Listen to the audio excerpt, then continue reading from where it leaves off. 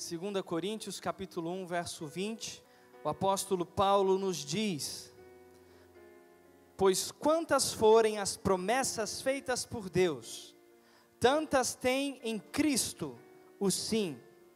Por isso, por meio dele, o amém é pronunciado por nós, para a glória de Deus. Quantas forem as promessas de Deus, em Cristo nós temos o sim. Você tem uma promessa de Deus na sua vida? Então você já tem o sim? Em Cristo nós temos o sim. E muitas pessoas olham para a vida cristã, olham para uma vida diante do Senhor Jesus com os olhos do não. É verdade ou não é? Quem antes de conhecer o Senhor Jesus imaginava a vida cristã como uma vida de nãos? Não posso isso, não posso fazer isso, não posso ter aquilo, não posso ser isso, você é uma pessoa infeliz. Quem já pensou isso alguma vez na sua vida? E o mundo tenta nos fazer olhar dessa forma. A vida com Cristo é uma vida de não. A vida com Cristo é uma vida em que você não pode ser, você não pode ter, você não pode fazer, você será infeliz. É verdade que nós temos que renunciar a algumas coisas, mas os nãos da vida com Cristo são muito pequenos quando comparados com o sim que Ele coloca para nós em cada uma das promessas de Deus. E em dias de campanha, às vezes as pessoas não entendem. Como assim dizer não para comida?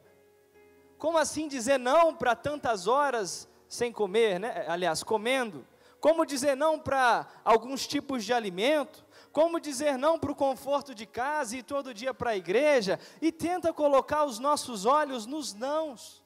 Tenta colocar os nossos olhos nas coisas que nós perdemos e tirar os nossos olhos para o fato de que em Cristo nós temos o sim para cada promessa de Deus.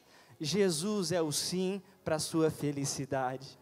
Jesus é o sim para a sua saúde. Jesus é o sim para a sua família. Você pode dizer para o seu irmão com um sorriso nos lábios: Jesus é o sim que você precisa. Amém?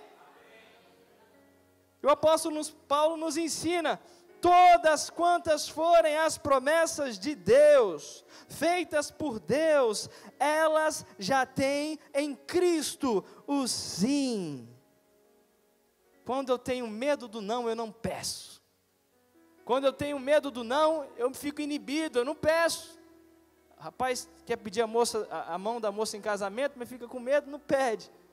Quer pedir um aumento, mas fica com medo do não, de ser demitido e não pede. Querido, você já tem um sim de Deus para aquilo que Ele te prometeu. Você pode ter liberdade de pedir dentro das promessas de Deus. Tudo que Deus nos prometeu, nós já temos o sim. A palavra não diz que nós temos o sim para tudo que nós pedimos, mas para tudo que nós pedimos de acordo com a vontade de Deus. E nessa noite, rapidamente, abra comigo em Lucas capítulo 5. Evangelho de Lucas capítulo 5, no verso 12. Eu preciso entender que a vontade de Deus é que nós sejamos felizes. Deus não tem prazer na sua infelicidade. Deus não tem prazer na enfermidade do homem. Deus não tem prazer nas tragédias que acontecem. Deus não tem prazer no sofrimento de ninguém. E nessa noite, por favor, saia com essa convicção: a vontade de Deus é que você seja feliz nessa terra. E Lucas capítulo 5, verso 12 diz: estando Jesus numa das cidades, passou um homem coberto de lepra. Quando viu Jesus, prostrou-se rosto em terra e rogou-lhe: se quiseres, podes purificar-me. Jesus estendeu a mão e tocou nele, dizendo: quero, seja purificado. E imediatamente a lepra o deixou. Aquele homem chegou diante de Jesus: se o Senhor quiser, Se isso realmente é verdade, que o Senhor deseja o meu bem, eu já sofri demais, já fui rejeitado demais. A lepra naquele contexto isolava o homem da sociedade. Ele não podia viver perto das pessoas, e se ele se aproximava de alguma comunidade de pessoas, ele tinha que chegar gritando, leproso, leproso, leproso. Ele vivia isolado.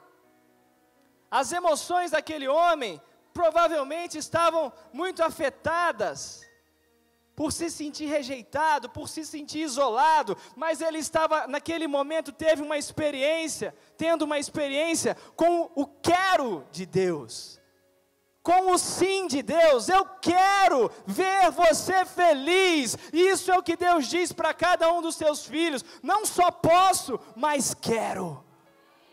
Eu quero. Eu paguei um preço porque eu quis. Não porque eu fui obrigado, mas porque eu quis mudar a vida de cada filho, de cada filha nessa terra. Jesus te diz nessa noite, para cada necessidade que você tem, legítima diante de Deus, eu quero mudar essa situação. Entenda, Jesus quer. A vontade de Deus é que você seja feliz, que a sua casa seja abençoada, que os seus celeiros sejam fartos, que você não tenha que viver gastando os seus recursos com a medicina, mas que você possa investir os seus recursos na sua família, na felicidade dos seus filhos, no reino de Deus. Isso é a vontade do Senhor. E a palavra diz, como nós lemos aí no verso 13, que Jesus estendeu a mão e tocou no leproso, queridos. Aquele homem não era tocado por ninguém, as pessoas se afastavam dele. Jesus foi lá e tocou no leproso. Se tem alguma área da sua vida que está como lepra, só de falar as pessoas se afastam, Jesus vai tocar ali, Jesus vai curar ali. Jesus está colocando a mão nessa noite. Você pode levantar a sua cartela com as suas petições ao Senhor, levanta ela e fala: Jesus, coloca a tua mão aqui. Talvez homens nem querem olhar para o que eu coloquei aqui, talvez pessoas tenham se afastado de mim porque eu vivo essa situação, mas coloca a tua mão amorosa, coloca a tua mão de poder, Senhor, nessa causa. Faz o milagre, meu Pai. Eu tenho um sim, porque Jesus me quer feliz, porque Deus me ama. E ainda de acordo com a vontade de Deus, pedir de acordo com a vontade de Deus. Vamos abrir no livro de Tiago, capítulo 4.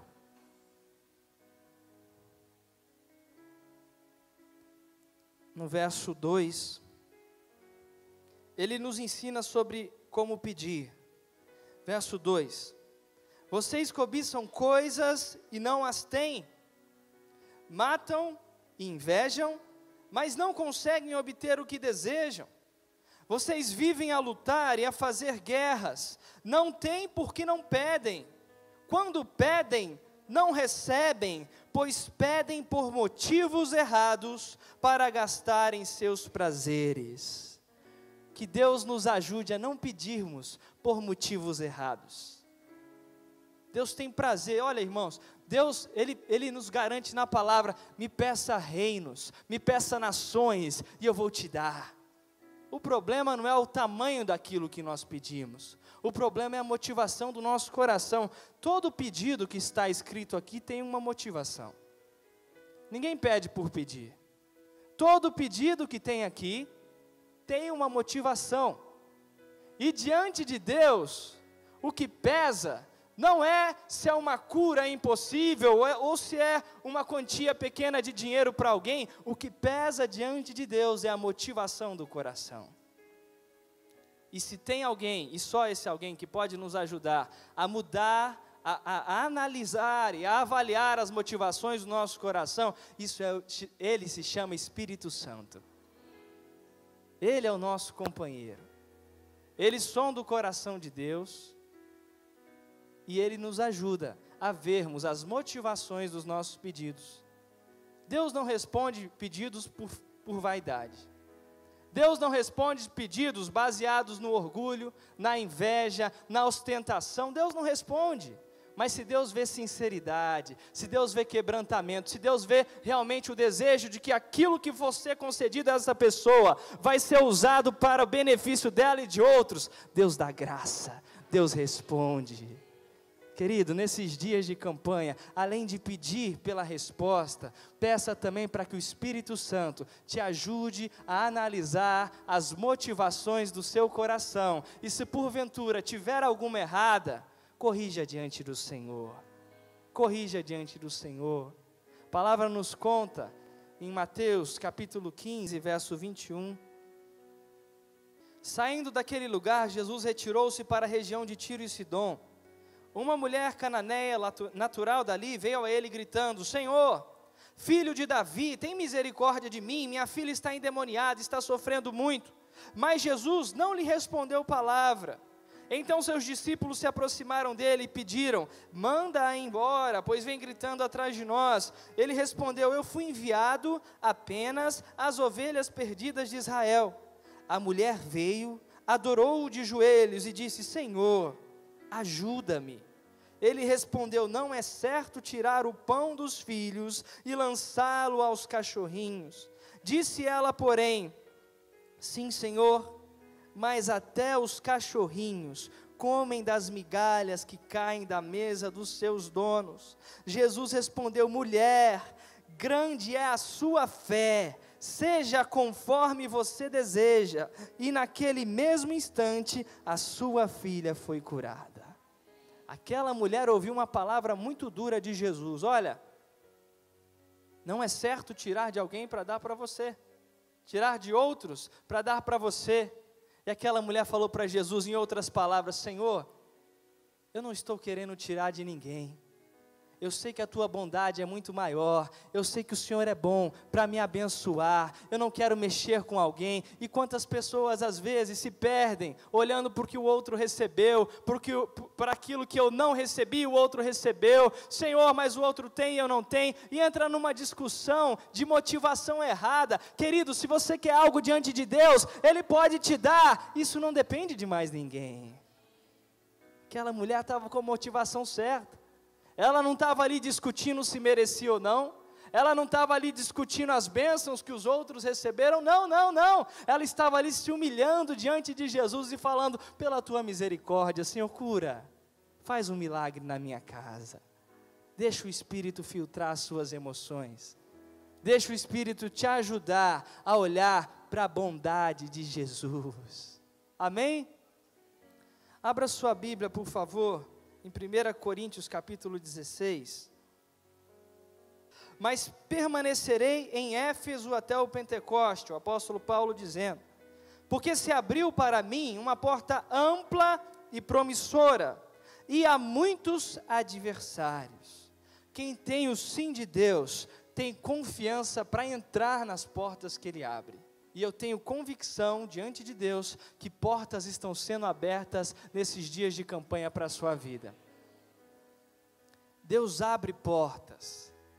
O apóstolo Paulo diz: portas grandes, uma porta ampla e promissora se abriu para mim. Se nós formos ler o contexto todo desse capítulo, ele está redigindo uma carta aos coríntios e falando: olha, eu tinha um plano, eu desejo estar com vocês, mas, no verso 8, eu vou permanecer um pouco mais em Éfeso, porque Deus abriu uma porta para mim aqui. Em outras palavras, o apóstolo Paulo falou: olha, eu tinha um plano traçado, mas Deus abriu uma porta para mim aqui, e pela confiança que eu tenho nele, eu vou entrar nessa porta, eu vou mudar um plano momentâneo meu, porque eu confio que o meu Deus só me coloca em coisas boas. E nesses dias de campanha, talvez Deus está abrindo portas que você não imaginava. Você tem os seus pedidos, mas Deus abriu uma porta que você chega diante dela e fala: mas por isso eu não esperava. Senhor, o Senhor está me dirigindo por um novo caminho? E todos nós passamos por uma certa dúvida quando uma grande porta é aberta diante de nós. Quando Deus chamou Moisés novamente para libertar o povo de Israel, Moisés falou: olha, Senhor, eu sou gago, olha, Senhor, eu tenho tal limitação, olha, Senhor, manda outro, manda qualquer outro, mas não manda eu não. porque tinha uma porta grande, uma porta promissora diante dele. Querido, Moisés entrou e foi honrado. Entre diante das portas que Deus está abrindo na sua vida. Talvez nessa semana você recebeu ou vai receber uma porta ampla na sua profissão, uma porta profissional. Você vai chegar diante dela e falar: será que eu tenho capacidade de entrar nisso? Põe o seu pé com fé ali que Deus vai te honrar. Certas vezes nós nos vemos em desafios maiores que nós, e isso é porque Deus não trabalha no nível da nossa expectativa. O caminho de Deus é muito acima do nosso, é muito acima do nosso, e Deus está abrindo portas. Estou sentindo com tanta fé isso. Deus está abrindo portas. Levanta a sua mão, toma posse agora, toma posse. Tem portas profissionais se abrindo, novas oportunidades para você, querido. Deus está abrindo porta nessa noite. Mas a gente não pode ignorar o que o apóstolo Paulo diz. Existem adversários nas oportunidades que vão aparecer, mas eles, um a um, vão cair diante da grandeza do nosso Deus.